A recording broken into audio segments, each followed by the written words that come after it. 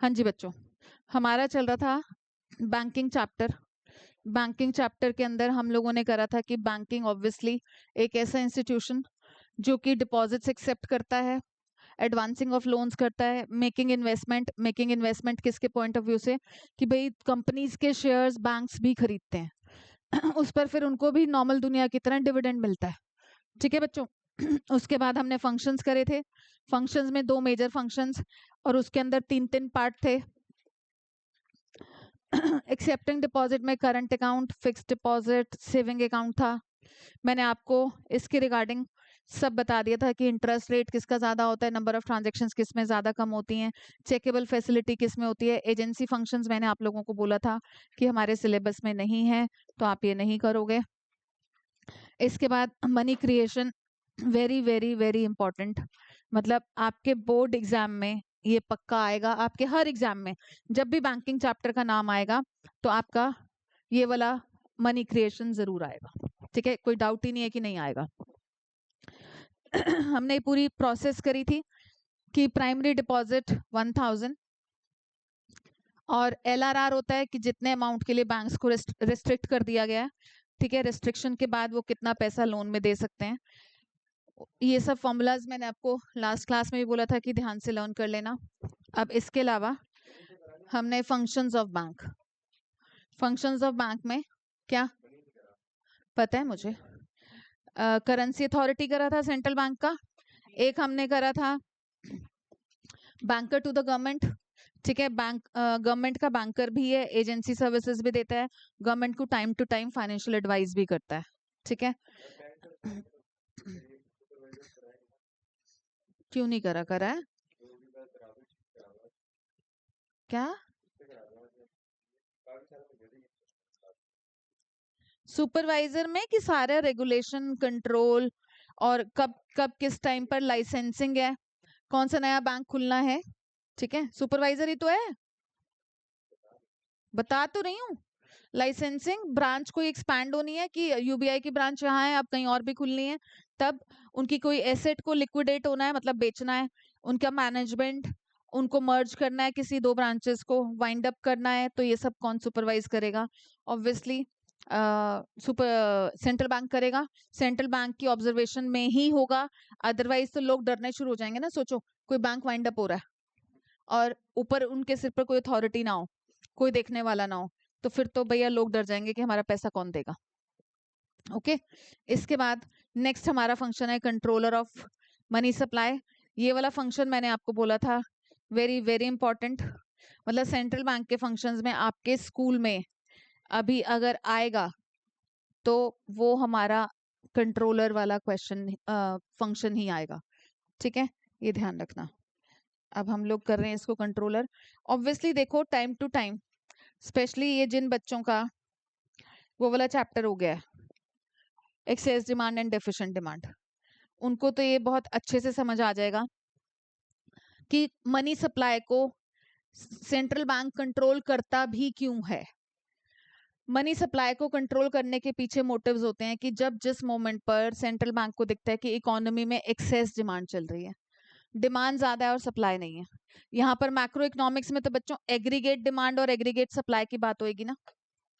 ठीक है, aggregate demand मतलब पूरी इकोनॉमी की डिमांड और पूरी इकोनॉमी में सप्लाई। डिमांड कौन करता है? सारे house hold and firms. Supply कौन करता है? सारी फर्म्स।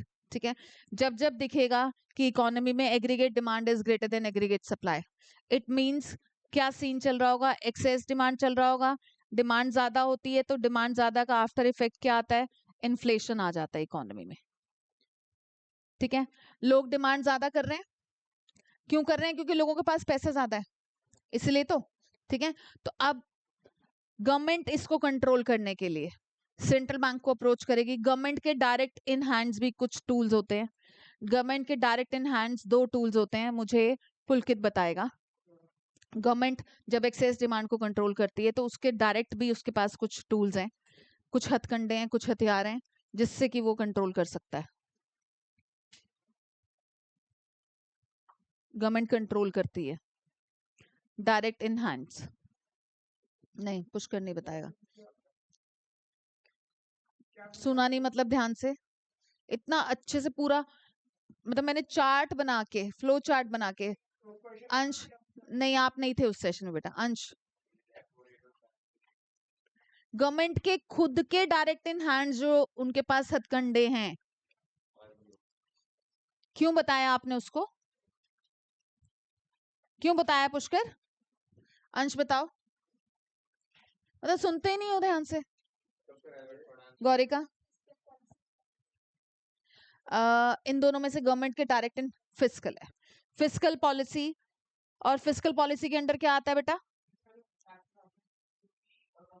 एक मिनट, टैक्सेस और बता ले उसको, खुद को तो पूरा पता नहीं, आधी अधूरी नॉलेज बताना उसको। गवर्नमेंट के direct in hands taxes, and दूसरा क्या था? गवर्नमेंट एक्सपेंडिचर, गवर्नमेंट पब्लिक के ऊपर जो खर्चा करती है।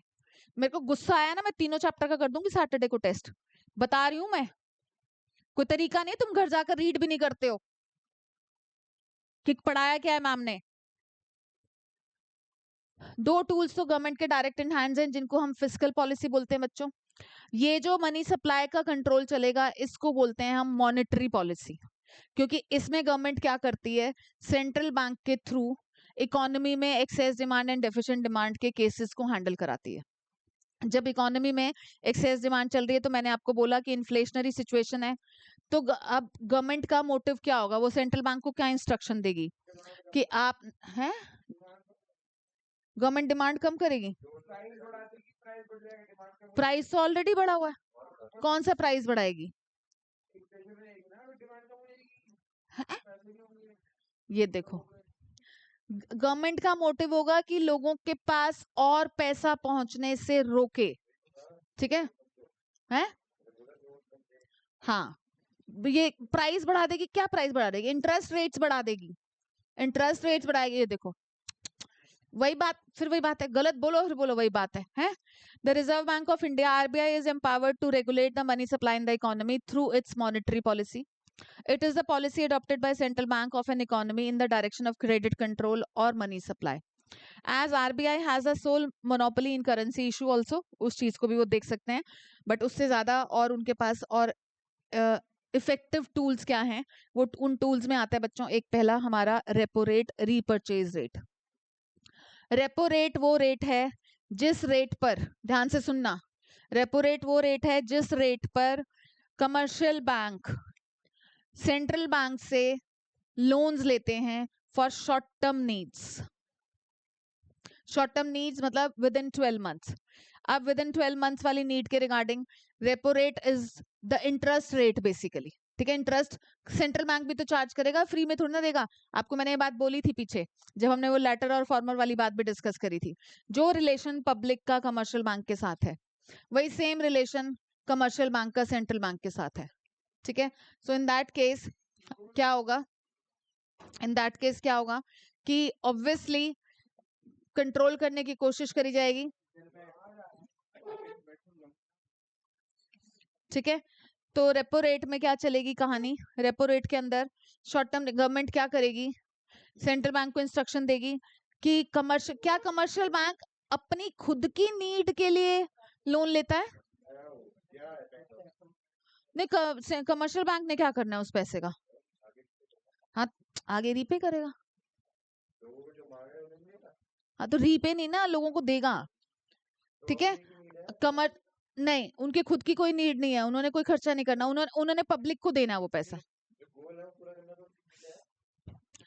कमर्शियल बैंक किसके लिए मांगेगा वो पैसा? सेंट्रल बैंक से, ऑब्वियसली पब्लिक के लिए, ठीक है? अगर फॉर एग्जांपल पब्लिक को पहले वो लोग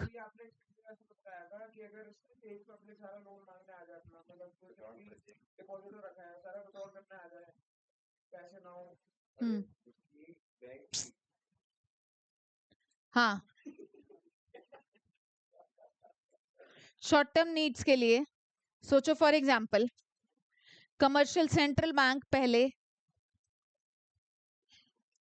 रेट ऑफ इंटरेस्ट चार्ज करता था 5% की, किससे? कमर्शियल बैंक से, ठीक है? Central bank to commercial bank 5% का रेट चल रहा था। अब क्या कमर्शियल बैंक भी आगे पब्लिक को 5% पर ही देगा? वो भी तो अपना प्रॉफिट मार्जिन रखेगा, ठीक है। तो कमर्शियल बैंक टू पब्लिक वो कम से कम 12% पर लोन देगा शॉर्ट टर्म नीड्स के लिए, उसको वो पब्लिक वेलफेयर के लिए, वो प्रॉफिट मेकिंग इंस्टीट्यूशन नहीं है। नहीं, सच्चाई है वो, नहीं नहीं, ये सच्चाई है, ठीक है। ये 5% स्कूल्स की बात नहीं हो रही है, सेंट्रल बैंक की बात हो रही है। 5% पर लेकर आगे 12% पर देंगे, ठीक है। अब अगर इसी परसेंटेज को शॉर्ट टर्म नीड्स की इस रेपो रेट को, ध्यान से सुनो, इसी रेपो रेट को सेंट्रल बैंक ने बढ़ा दिया, सेंट्रल बैंक ने इस रेट को कर दिया फॉर एग्जांपल 9%, तो आगे आगे ऑब्वियसली 20% कर देगा ये कम से कम, ठीक है। अब पब्लिक को बोलेगा फॉर एग्जांपल मेरे को शॉर्ट टर्म नीड के लिए कोई लोन चाहिए था, मैं गई बैंक में लोन मांगने, तो उन्होंने मुझे बोला कि शिखा जी आपको लोन तो मिल जाएगा, बट ना वो अब 20% का रेट ऑफ इंटरेस्ट चार्ज होगा। मैं डिस्करेज हो जाऊंगी, मुझे लगेगा यार रहने दो यार, इतना महंगा, पहले जहां वो 12% था अब उसका 20% चार्ज हो रहा है, छोड़ो मुझे नहीं चाहिए पैसा। तो इकोनॉमी में मेरे जैसे कई लोगों के पास, मैं भी तो पब्लिक का पार्ट हूँ, मेरे जैसे कई लोगों के पास पैसा जाने से रुक जाएगा, क्योंकि हम लोग खुद ही डिनाई कर देंगे कि नहीं चाहिए भैया, इतना महंगा इंटरेस्ट रेट हम नहीं झेल सकते।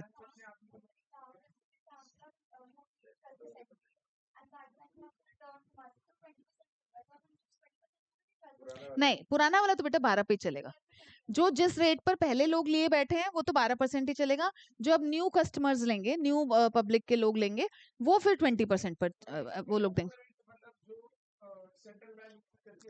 सेंट्रल बैंक जो कमर्शियल बैंक से रेट ऑफ इंटरेस्ट चार्ज करता है, यस,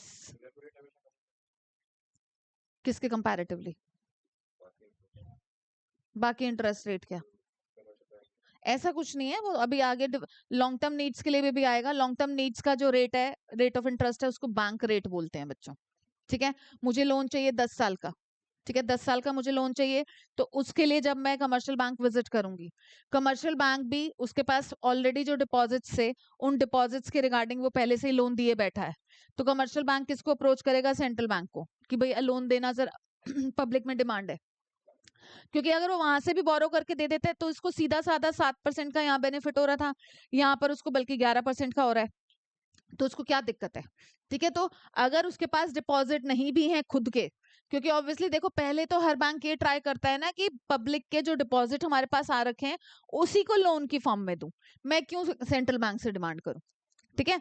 तो अब क्या हुआ, बैंक ने अब इस रेट को अगर बढ़ा दिया, लोग डिस्करेज हो गए, लोग नहीं लेंगे, लोग नहीं लेंगे, तो लोगों के हाथों में पैसा जा रहा है कम, यही सारी बात यहाँ पर लिखी गई, अगर आप देख सकते हो। हाँ जी बेटा, आप पहले फॉर्मूलाज लर्न करो, मैं लिखवाऊंगी। Repo rate is the rate, देखो, repo rate is the rate at which central bank of a country, in case of India RBI lends money to the commercial bank for meet their short term needs. The central bank advances loans against approved securities. वो भी ऐसे lender of the last resort बन के, lender of the last resort वाले role में ही तो रह गए ना ये लोग, क्योंकि देखो कमर्शियल बैंक ने अपने हाथ पैर मार लिए, इधर उधर बाकी बैंकों से पहले पूछा कि भाई पैसे पड़े हैं, फालतू पैसे पड़े तो हमें दे दो, बैंकों ने मना करा, कह रहे हैं कि नहीं जी हमारे पास नहीं है, नहीं है, नहीं है। तो अब इनकी नीड है, क्योंकि पब्लिक आगे मांग रही है, तो ये लोग कहाँ गए, lender of the last resort हम लोगों ने पीछे करा था लास्ट क्लास में, तो इन्होंने अप्रोच करा सेंट्रल बैंक को, सेंट्रल बैंक को अगर अप्रोच करेंगे तो उस मोमेंट पर डेफिनेटली सेंट्रल बैंक इनको फ्री फंड में नहीं देगा, क्योंकि सेम रिलेशन है, पब्लिक को भी बिना कोलेट्रल और बिना इन सब चीजों के नहीं देता ना, कि कुछ ना कुछ तो आपको मोर्टगेज करना पड़ेगा। तो सेंट्रल बैंक ने अगेंस्ट अप्रूव्ड सिक्योरिटीज लोन दे दिया, या जो भी उनके पास बिल्स ऑफ एक्सचेंज थे उसको डिस्काउंट कर दिया, ठीक है। अब कहानी क्या बनेगी, अगर इंक्रीज इन रेपो रेट हो गया, देन डेफिनेटली इंक्रीज हो जाएगी कॉस्ट ऑफ बोरिंग, मुझे महंगा पड़ना शुरू हो गया वो लोन, पहले वो लोन मेरे को पड़ता था 12% में, बोरो करती थी, तो अब वो 20% में मेरे को पड़ेगा from the central bank. Commercial bank के पॉइंट ऑफ व्यू से भी वो 5% की जगह वो हो गया कितना, 9%, ठीक है, 5 से 9 हो गया, तो सेंट्रल बैंक से उस बोरो करने का रेट कॉस्ट बढ़ गया। It forces the commercial bank to increase their lending rates, obviously commercial bank आगे पब्लिक को बताएगा भैया लोन तो मिल जाएगा पर रेट ऑफ इंटरेस्ट बढ़ गया, ठीक है, which discourages the borrowers from taking loans. मैं डिस्करेज हो गई, मुझे नहीं चाहिए ऐसा लोन, ठीक है, बहुत महंगा हो रहा है। Definitely it reduces the ability of commercial bank to create the credit. जितना क्रेडिट क्रिएशन होता है उतने ज्यादा लोन जाते हैं ना बच्चों। एक सिंगल अमाउंट से आपने देखा, अगर LRR हमारा 20% था तो उससे 5 गुना पैसा इकोनॉमी में घूम गया, ठीक है। अब कमर्शियल बैंक के खुद के पास ही पैसा नहीं होगा अगर, तो वो कहाँ पैसे को क्रिएट करेगा? पैसे से पैसा ही तो क्रिएट करना है उसने, ठीक है। और decrease in the repo rate will, जो इंक्रीज का इम्पैक्ट है, इंक्रीज के इम्पैक्ट में कमर्शियल बैंक के ऊपर रिस्ट्रिक्शन हो जाएगी कि उनका क्रेडिट क्रिएशन कम हो जाएगा। पर यही अगर रेपो रेट डिक्रीज हो जाए तो फिर तो बल्ले बल्ले। मतलब सेंट्रल बैंक ने 5% की जगह इसको फॉर एग्जाम्पल सिर्फ 2% कर दिया, तो ये लोग भी अपने 12% वाली रेट को शायद कम करके 10% कर देंगे या फिर 9% कर देंगे, तो इसमें उल्टा हो जाएगा। बेटा सबको पता है, न्यूज में आता है, एक्चुअली न्यूज में आती है कि RBI ने रेपो रेट बढ़ा दिया, RBI ने CRR बढ़ा दिया, LRR बढ़ा दिया। इकोनॉमी की कंडीशन को सुधारने के लिए, इकोनॉमी में इतना इन्फ्लेशन चल रहा है, इतनी महंगाई चल रही है, तो स्टेबलाइजेशन तो, और भी तो चीजें हैं, यार दोस्त भी तो है, वहां से ले लो सिर्फ। हाँ तो फिर वो तो है ही। मतलब गवर्नमेंट ने तो अपनी तरफ से एफर्ट्स पूरे डाले ना, कि हम खुद भी टैक्सेस बढ़ा दें, अब लोगों के ऊपर किए गए खर्चे कम कर दें। ये भी करेंगे अभी आगे आगे के चैप्टर में जाकर, चैप्टर नंबर 9 में ये सारा कवर होगा। इसके part government expenditure and taxes की भी बात होगी वहां पर। नॉन इंस्टीट्यूशन इलीगल नहीं होता। इलीगल क्या होता है बेटा? वो क्या मतलब, वो ऐसे तू अपनी मासी को दे दे लोन तो इलीगल है?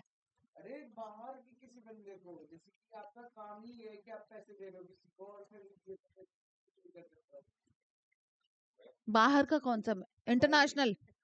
इंटरनेशनल की बात कर रहे हो? वो हवाला होता है। अच्छा। हाँ।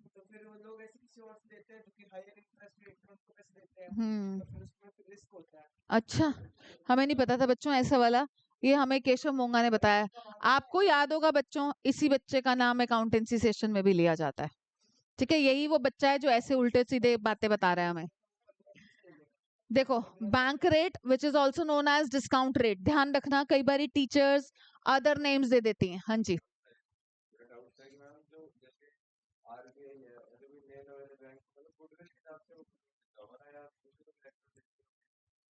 नहीं, कोलेट्रल लेते हैं, सेम रिलेशन है पब्लिक का जो देगा वो, नहीं तो वो लोन ही नहीं देगा। बिल्कुल, क्योंकि भाई वो जहां आगे पब्लिक से जिससे ले रहा है वो उस, एक मिनट, हेलो, जो पब्लिक से वो कोलेट्रल ले रहा है उसी को ही वो सेंट्रल बैंक के पास रख देगा। अपना कहाँ से दे? अपना, अरे बैंक्स के पास ये जो बात हो रही है कि बिल्स ऑफ एक्सचेंज, बैंक के पास बिल्स ऑफ एक्सचेंज कहाँ से आए? वो पब्लिक के ही है। हम्म।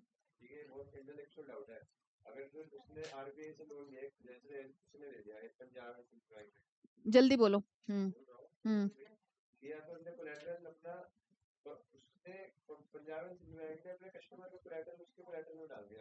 हाँ।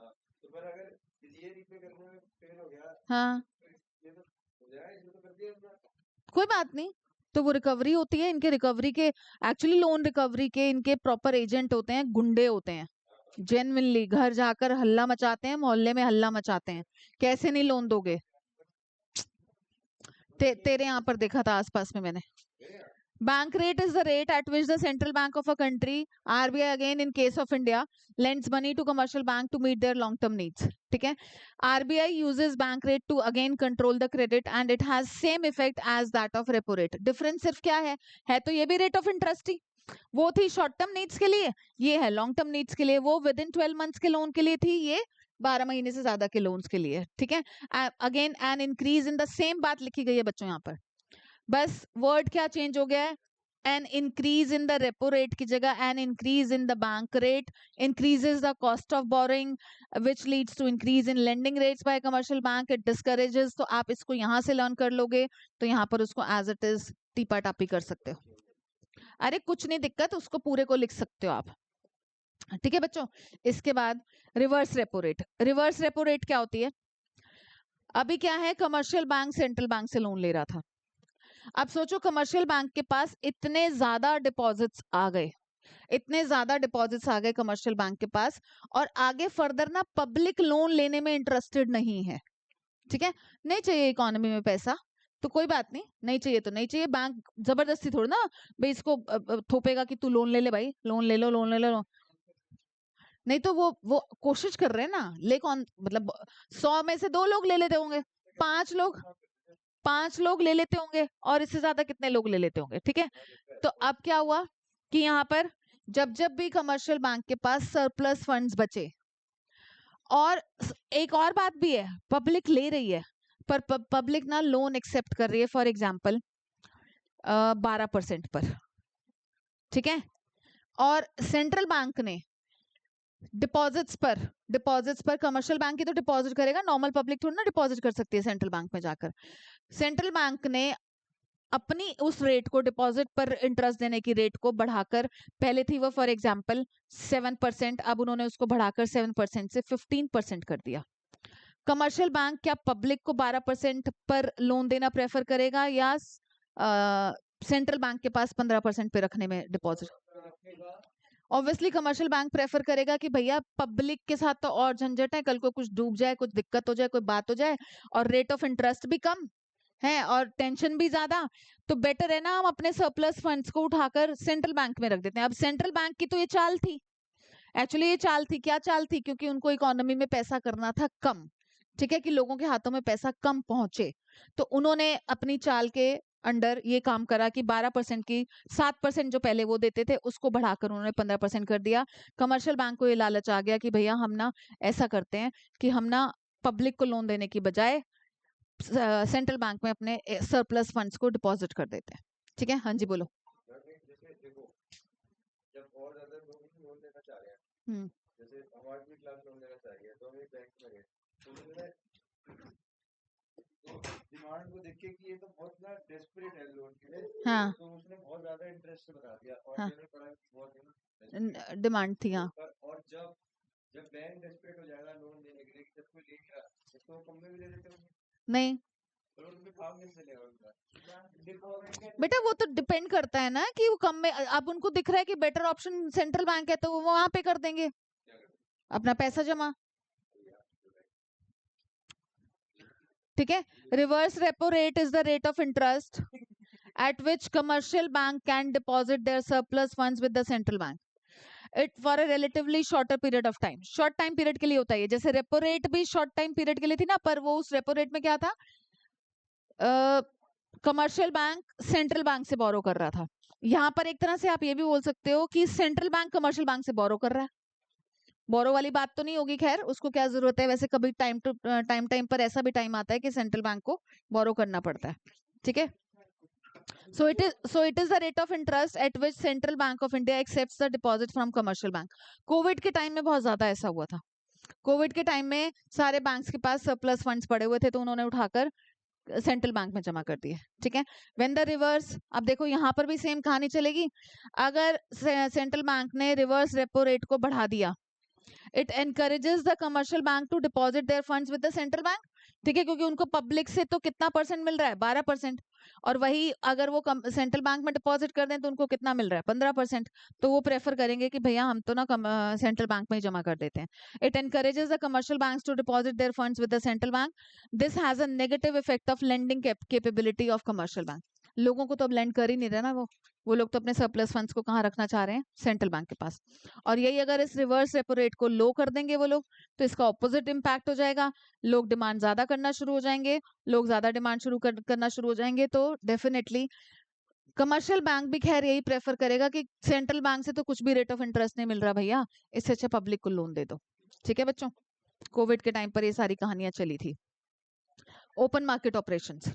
ओपन मार्केट ऑपरेशंस, आपको ये बात पता है कि शेयर मार्केट से, स्टॉक मार्केट से बैंक्स भी शेयर्स की सेल परचेज करते रहते हैं।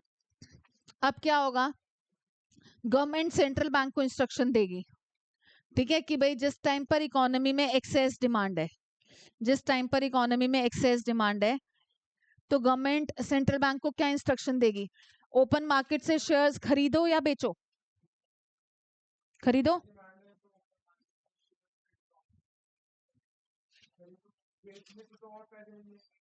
किसको मिल जाएंगे? खरीदने से तो पैसे बढ़ेंगे, बेचने से कम होंगे। तो गवर्नमेंट ही देगी ना। एक्सेस डिमांड के केस में sale of securities, sale of securities मतलब sale of shares, government companies को इंस्ट्रक्शन दे दी जाएगी कि आप अपना एक फ्रेश इशू निकाल दो, आईपीओ एक और निकाल दो। उनको पैसे की नहीं भी जरूरत है तब भी आप और शेयर्स इशू कर दो।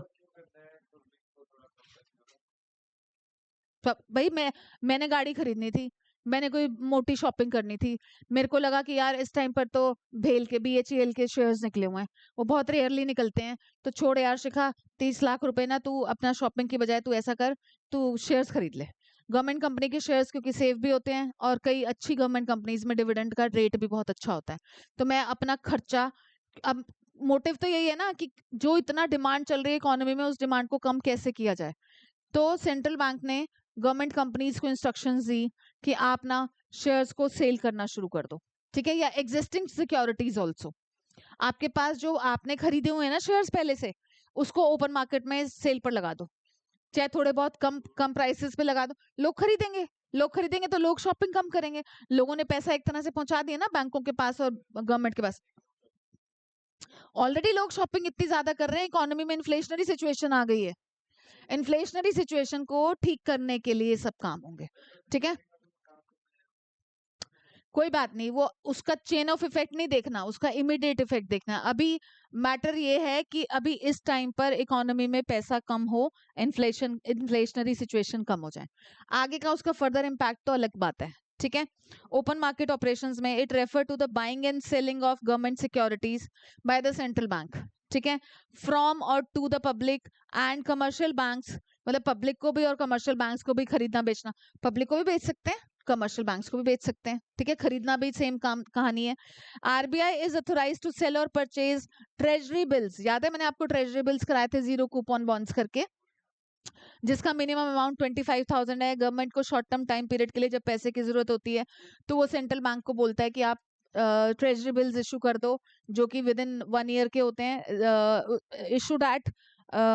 इशूड एट डिस्काउंट होते हैं और रिडीमेबल एट पार होते हैं, मतलब 25,000 का minimum, 25,000 and in multiples thereof, या तो 25,000 का होगा या 50,000 का होगा या 75,000 का होगा ट्रेजरी बिल, लर्न, ठीक है। आप मिसलेनियस वाले क्वेश्चंस बैक क्वेश्चन स्टार्ट करो बेटा, ठीक है।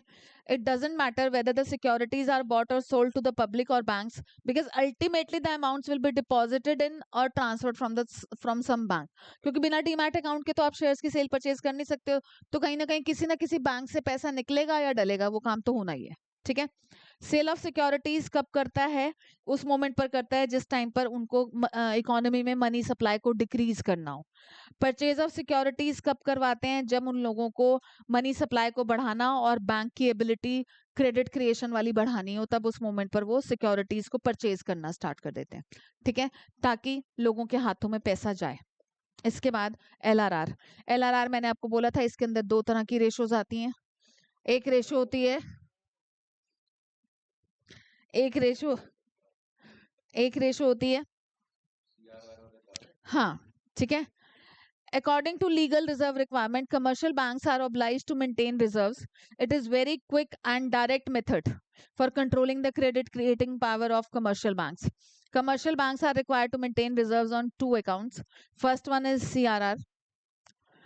It refers the minimum percentage of net demand and time deposits, time liabilities to be kept by commercial bank with the central bank. ये कौन सा वाला पैसा है, ये कौन सी वाली परसेंटेज है? जो परसेंटेज एज सिक्योरिटी डिपॉजिट हर कमर्शियल बैंक को सेंट्रल बैंक के पास रखना है, ठीक है। अब कोई मुझे बता सकता है कि net demand and time liabilities term क्यों यूज करी गई?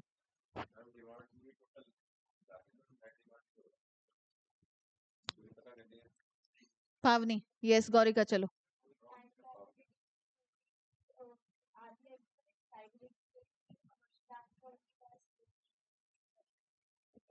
अंश आपके अकॉर्डिंग बेटा, पावनी आपके अकॉर्डिंग, नो आइडिया, हरजस को पता है कुछ? संचित, आप में से किसी को? Parth, will you try? No? Aarav Gupta? नहीं। बच्चों, net demand deposits are saving and saving and current account. बेटा सेविंग से आप अगर डिमांड करोगे मना कर देंगे वो?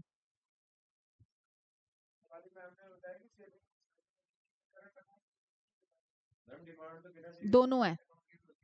सेविंग एंड करंट अकाउंट में जो उनके पास पैसा पड़ा है। टाइम लायबिलिटीज का मतलब है बच्चों FD, fixed deposit. Term loans बोलते हैं ना इनको, ठीक है? Time liabilities means fixed deposits. Liabilities word क्यों यूज कर रहे हैं ये लोग, बुक वाले? हाँ, लोगों के लिए वो डिपॉजिट है, बैंक्स के लिए वो लायबिलिटीज है। बैंक को वो पैसा कभी ना कभी रिटर्न करना है ना बच्चों। तो बैंक के पॉइंट ऑफ व्यू से, ठीक है, बैंक के पॉइंट ऑफ व्यू से लोगों ने जो पैसा बैंक के पास जमा कर रखा है उसका जो पैसा रिटर्न होगा, इसलिए बैंक के पॉइंट ऑफ व्यू से ये डिमांड लायबिलिटीज है और टाइम लायबिलिटीज है। हमारे पॉइंट ऑफ व्यू से मैं उसको डिमांड डिपॉजिट बोलूंगी क्योंकि मेरे लिए तो वो एसेट है, बैंक के लिए लायबिलिटी है ना बच्चों, ठीक है? तो उसका एक मिनिमम परसेंटेज सेंट्रल बैंक रख लेगा as security deposit.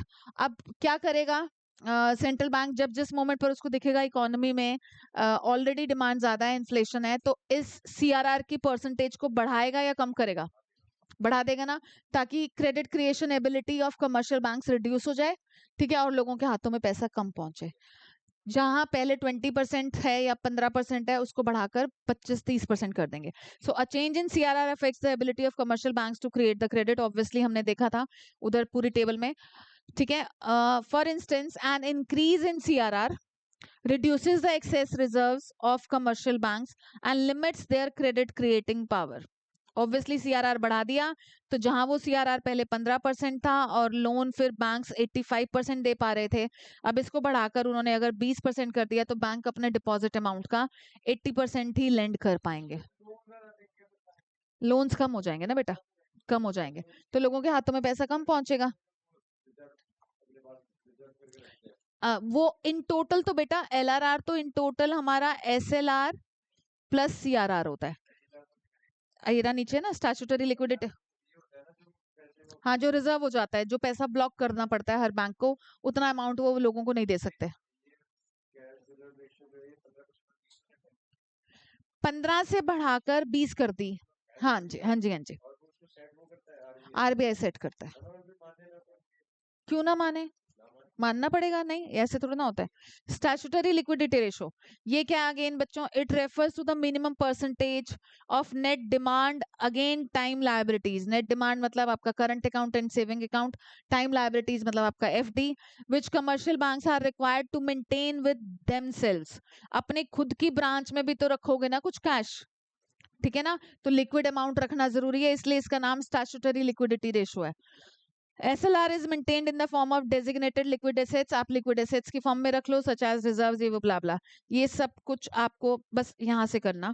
Change in SLR, again ये बात आप रिपीट कर सकते हो, जो यहाँ पर लिखा ना हमने सारा चेंज इन CRR, वही सेम बात लिख देना। Change in SLR affects the ability of commercial banks to create the credit. For instance, an increase in, वही सेम बात, an increase in SLR reduces the ability of bank to give the credit। ठीक है, ये unencumbered वगैरह ना हमारे syllabus में नहीं है, एक्चुअली एनसीईआरटी में नहीं है, ठीक है बच्चों? इसके बाद देखो next. Oh, good morning. Margin requirement, margin requirement के थ्रू कैसे क्रेडिट कंट्रोल होता है? मेरे को अगर किसी गाड़ी का लोन लेना है बच्चों, मेरी वो कार 40 लाख की आनी है, मैंने बैंक को अप्रोच किया, अंश अग्रवाल मोबाइल मुझे इधर दे दो। अच्छा, गाड़ी का रेट है 40 लाख, मैंने बैंक को अप्रोच किया कि मुझे लोन दे दो, क्या वो मुझे पूरा 40 लाख का लोन दे देंगे? अगर आपका क्रेडिट स्कोर अच्छा है कभी नहीं, कभी नहीं पूरा लोन देता बैंक, चाहे अंबानी ही क्यों ना हो।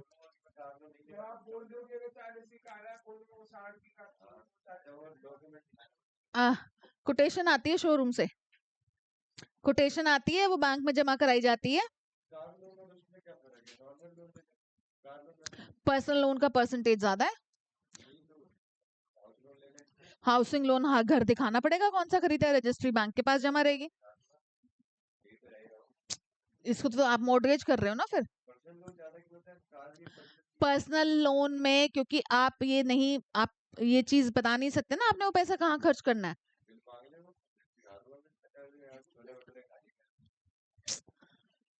ठीक है बच्चों, कार लोन मुझे चाहिए, कितना कार है मेरी 40 लाख की, मैंने बैंक को अप्रोच करा कि आप मेरे को लोन दे दो, तो उन्होंने कहा कि शिखा जी 25% तो आपको मार्जिन मनी जमा करनी होगी, मार्जिन क्या होता है? मार्जिन मनी जमा करनी होगी। तो इसका मतलब 40 लाख में 10 लाख तो मुझे ही जमा करने हैं। तो बैंक ने मुझे लोन कितना दिया? बैंक ने मुझे लोन दिया 30 लाख का। ठीक है, तो आप ये कह सकते हो कि मार्जिन मनी या मार्जिन रिक्वायरमेंट उससे रहती is the value of security offered. Car की रजिस्ट्री, कार के पेपर्स बैंक के पास रहेंगे। मकानों के केस में रजिस्ट्री बैंक के पास रहती है जब तक हम पूरा लोन नहीं उतार देते। ठीक है, वैल्यू ऑफ सिक्योरिटी ऑफर्ड या सिक्योरिटी, सिक्योरिटी प्लेस रखते हैं हम अपने लॉकर में बेटा, बैंकों को रखने की कमी है क्या? कार उठा लेंगे वो लोग, हाँ। ठीक है, वैल्यू ऑफ सिक्योरिटी ऑफर्ड, हाँ, तो इसलिए तो वो कम परसेंटेज ऑफ लोन देते हैं बेटा। 10 लाख तो बंदा पहले से जमा किए बैठा था, वो भी मर जाएगा। ठुक ठुक आ गई तो इंश्योरेंस वाले देंगे, ठुकने का थोड़ी ना बैंक ने जिम्मा ले रखा है। ये जो अच्छा आपको पता नहीं होगा वैसे, अगर वो इंश्योरेंस वो है बाइक का इंश्योरेंस करा रखा है हाँ, और वो उसमें थेफ्ट इंक्लूडेड है, अगर चोरी हो गई तो कितना समझ नहीं, डिप्रिशिएटेड वैल्यू मिलेगी वो निकालेंगे कौन? इंश्योरेंस वाले। तो सारे कंपनी निकालेंगे, 20 रुपए की रहेगी। अच्छा, ऐसे थोड़ा ना, ये थोड़ा ना अलाउड होता है। जितना जो जेन्युइन होता है वही उसी हिसाब से वैल्यू लगती है। ठीक है, तो value of security offered minus, नहीं, माइनस जितना उन्होंने लोन दिया। ठीक है, लोन कितना दिया? अब इस केस में आप अगर देखो, मैंने 40 और ये 10 लाख वाला जो बनाया है, इसमें margin money, value of security offered, मैंने कौन सी, मैंने गाड़ी पूरी उनको दे दी। ठीक है, कि आप रख लो पेपर्स। ठीक है, लोन उन्होंने मुझे कितना दिया? 30 लाख। तो इसका मतलब मार्जिन मनी मैंने कितनी पे करी उनको? 10 लाख रुपीस। तो मार्जिन मनी बेसिकली आप ये भी कह सकते हो इनिशियल जो कैश डाउन पेमेंट होती है ना, वो होती है। ठीक है, कार लोन का परसेंटेज जितना होता है, कार लोन का परसेंटेज, कार लोन के केस में मतलब 25% चल रहा है जैसे इन दिनों। अब इसको अगर बढ़ाकर बैंक ने, अब इसको अगर बढ़ाकर बैंक ने 25% की जगह 40% कर दिया, 16 लाख तो मुझे जमा करने पड़ेंगे। मुझे गुस्सा नहीं आएगा? 16 लाख मैं दे रही हूँ, तुम मुझे क्या दे रहे हो, बाबा जी का ठुल्लू, 24 लाख का लोन दे रहे हो बस। ठीक है, तो मैं डिस्करेज हो जाऊंगी। 16 लाख आपने दिए तो फिर आपको बस 8 लाख और देने होंगे। 24 लाख रुपीस का तो वो मुझे लोन देंगे बेटा। तो 16 तो आपने दे दिए। गाड़ी तो पूरी भाई, जो डिमांड ड्राफ्ट है वो डिमांड ड्राफ्ट डीलर के नाम का बना कर देते हैं, वो शिखा जोशी के नाम का नहीं बनाएंगे। शिखा जोशी किसी और बैंक से उसको सेटिंग बना के मैनेजर के साथ उस 24 लाख को कैश करा के भाग भी सकती है, होती है सेटिंग है ये भी। तो इसलिए वो डिमांड ड्राफ्ट किसके नाम पर इशू होता है? डीलर के नाम पर इशू होता है। तो डीलर तो आपको फिर गाड़ी ही देगा ना। ठीक है ना, तो अब यहाँ पर अगर सेंट्रल बैंक ने इंस्ट्रक्शन दे दी कि आप कार लोन का मार्जिन परसेंटेज बढ़ा दो, लोग डिस्करेज हो जाएंगे। तो एक्सेस डिमांड के केस में डेफिनेटली इस मार्जिन परसेंटेज को बढ़ा दिया जाएगा। डेफिशिएंट डिमांड के केस में इस मार्जिन परसेंटेज को कम कर दिया जाएगा, 5% कर देंगे फॉर एग्जाम्पल। हर बंदे के घर गाड़ी खड़ी होगी फिर तो। ठीक है, 5% ही तो देना है शुरू में, बाकी तो किस्तें बन जाएंगी। ठीक है ना, तो हर बंदा 5% पे तो ले लेगा। जैसे होम लोन का चलता है इस टाइम पर 10% चल रहा है। 10%, यस। अगर 1 करोड़ का घर है तो 10 लाख रुपए आपको जमा करने हैं। हाँ, हाँ, इसलिए इसलिए उसका कम चलता है। इसमें हेलो बेच थोड़ी दोगे, फिर सड़क पे आ जाओगे। नया घर लेना है बेटा। अरे किराए ऐसे नहीं होता। हम ले आकर पुराने वाला बेच के तो लेते हैं। बताओ आपके देखो बच्चों, हमारे लिए तो एसेट है। क्यों? कहाँ यूज करोगे आप? कहाँ यूज करोगे? रह रहे हैं उस एसेट में। रह रहे हो ना बस। हाँ, मतलब वो वाले ऐसे कभी जरूरत हाँ तो वो वाली भी एसेट है, उसमें क्या है? Margin is the difference, margin is the difference between the amount of loan. देखा, मैंने कहा था ना तुम लोगों को कि बुक में गलत दे रखा है, उधर ठीक कर रखा है, इधर उल्टा कर रखा है बच्चों। सीधा कर लेना इसको। याद है जब मैंने तुम्हें वो चैप्टर कराया था?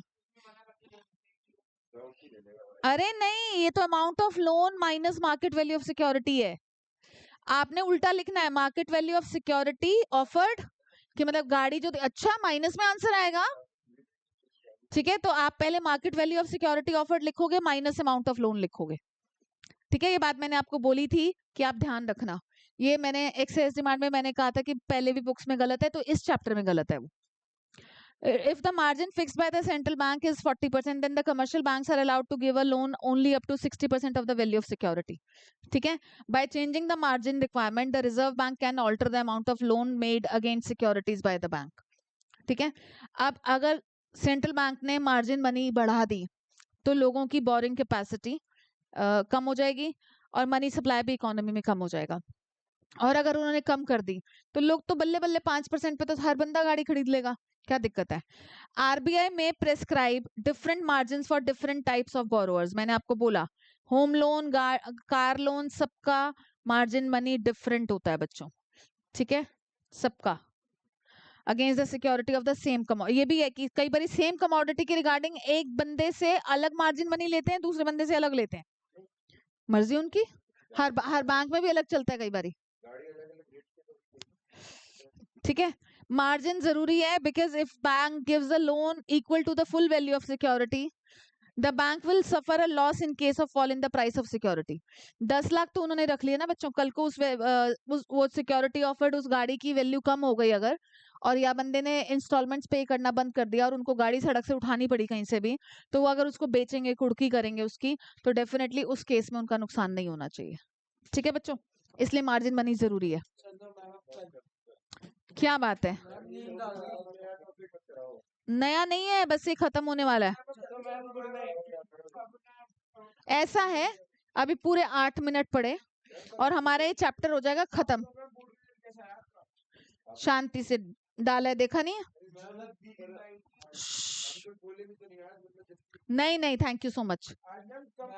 मॉरल सुएशन, मॉरल सुएशन में ना सेंट्रल बैंक, आप जा सकते हो वापस, आप जिन्होंने जाना है वो जा सकते हैं। Generally central bank succeed in, मतलब इसमें ना मॉरल सुएशन में सेंट्रल बैंक ना परसुएड करेगा, प्रेशराइज करेगा कमर्शियल बैंक को कि भाई प्लीज इस टाइम पर ना इकोनॉमी में ये हालात है, तो आप प्लीज थोड़ा सा लोन देना कम करो एक्सेस डिमांड के केस में। ठीक है, आप तो बुक में मार्क कर रहे थे ना? ठीक है, तो मॉरल सुएशन तब वो कैसे करेंगे? डिस्कशंस होंगी, लेटर्स होंगे, स्पीचेस देंगे, बैंक्स को हिंट्स देंगे, मतलब मॉरली उन लोगों को थोड़ा सा गाइड करेंगे कि भैया इकोनॉमी का थोड़े हालात देखो, इकोनॉमी में इस टाइम पर एक्सेस डिमांड चल रही है तो तुम थोड़ा लोन कम दो।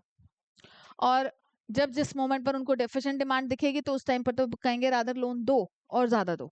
ठीक है, सिलेक्टिव क्रेडिट कंट्रोल्स में क्या होता है बच्चों? क्रेडिट की ना राशनिंग लगा देते हैं वो लोग। राशनिंग इन द सेंस कि जब उनको दिखता है कि भैया इस टाइम पर इकोनॉमी में इस टाइम पर चल रहा है बहुत ज्यादा एक्सेस डिमांड, तो उस मोमेंट पर क्या करेंगे वो लोग?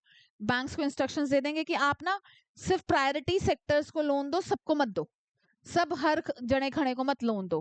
ठीक है, बिग इंडस्ट्रियलिस्ट को मत लोन दो, स्मॉल स्केल इंडस्ट्रीज को दो, एग्रीकल्चर वालों को दे दो, एक्सपोर्ट वालों को दे दो। ठीक है, नेगेटिव मैनर में वो लोग क्या करते हैं, वो एक्चुअली बोल देते हैं कि भाई इन पर्टिकुलर सेक्टर्स को ही लोन दो, बाकियों को मत दो।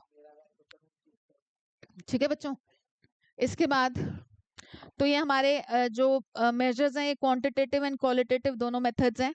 इसमें क्वांटिटेटिव में ये खैर आप एक्सेस डिमांड वाले चैप्टर में भी जाकर करोगे। It includes repo rate, bank rate policy, reverse repo rate, open market operations, reserve requirements मतलब मार्जिन रिजर्व। क्वालिटेटिव में है मार्जिन रिक्वायरमेंट, अच्छा रिजर्व सॉरी वो LRR हमारा। ठीक है, क्वालिटेटिव में हमारे margin money, moral suasion and selective credit controls. तो कोई बात नहीं बेटा, I won't care specially regarding you. ठीक है बच्चों, अब इसके बाद एक और फंक्शन है हमारा custodian of foreign exchange reserves. देखो मेजर जो भंडार जो रिजर्व्स हैं फॉरेन करेंसी के, पहले तो आप लोगों को शायद ये नहीं, आप लोगों को शायद नहीं पता होगा, पहले तो जेन्युइनली हम लोगों को जब इंटरनेशनल घूमने जाना होता था तो हमें सेंट्रल बैंक जाके ही करेंसी एक्सचेंज करानी होती थी। आजकल तो तुम परचून की दुकानों पे देख लो, कन्वर्ट हो जाते हैं, डॉलर्स कन्वर्ट करा लो, कुछ भी कर लो, होते हैं। आप सरस्वती विहार, वो है ना शंकर है, कौन है, श्याम है, जो बड़ा चलता है मेन रोड पे पीछे जाके थोड़ा सा, हाँ ग्रोसरी वाला, वो तक एक्सचेंज कर देते हैं करेंसी। ठीक है बच्चों।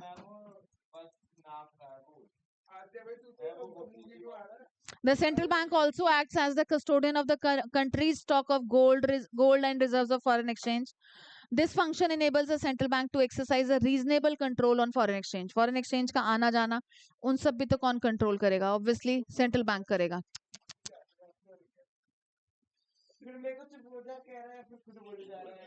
According to regulations of foreign exchange, all foreign exchange transactions must be routed through whatever you want to say.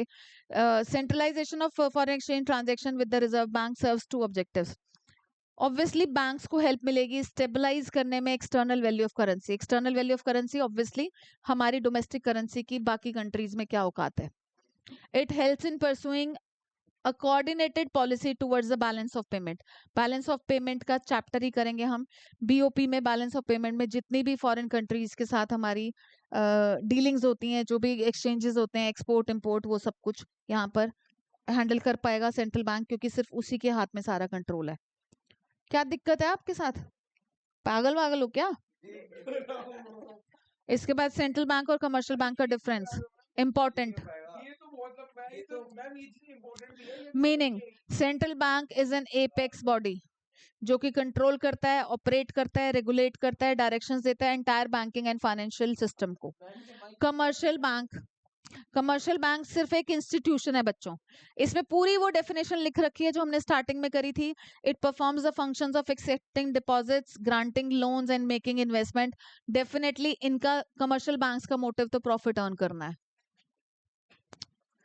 Status apex institution है. It is merely a unit. भाई ये कमर्शियल बैंक तो एक यूनिट है ना पूरे स्ट्रक्चर का, ठीक है, पूरे बैंकिंग स्ट्रक्चर का एक यूनिट है. ओनरशिप क्या सेंट्रल बैंक की ओनरशिप प्राइवेट हैंड्स में होगी? नहीं ना, गवर्नमेंट के हाथों में होती है इसकी ownership. It can be owned and governed by government banks और प्राइवेट सेक्टर. आप देखते हो state Bank of India, Canara bank, bank of Baroda bank, ये सब गवर्नमेंट बैंक्स हैं, नेशनलाइज्ड हैं ये, ठीक है. और ये जितने भी प्राइवेट सेक्टर वाले हैं जहां पर बहुत अच्छा इंफ्रास्ट्रक्चर है इंडिया में, HDFC, ICICI, बंदा आता है आगे, how may I help you, ठीक है ना. आप बाकी सरकारी बैंकों में जाओ तो भैया बंदे के सिर पे क्या चल रहा होता है?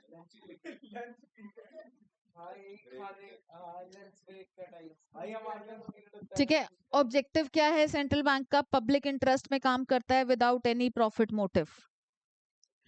इसका मोटिव तो प्रॉफिट को मैक्सिमाइज करना है. भाई ये तो प्राइवेट है ना, मेजरली तो प्राइवेट है, ठीक है.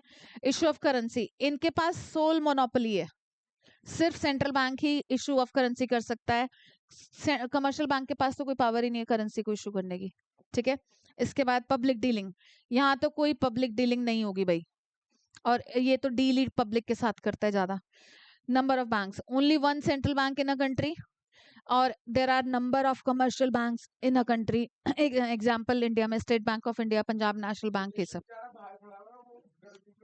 कोई बात नहीं बेटा, जा जब भी पाया उन्होंने.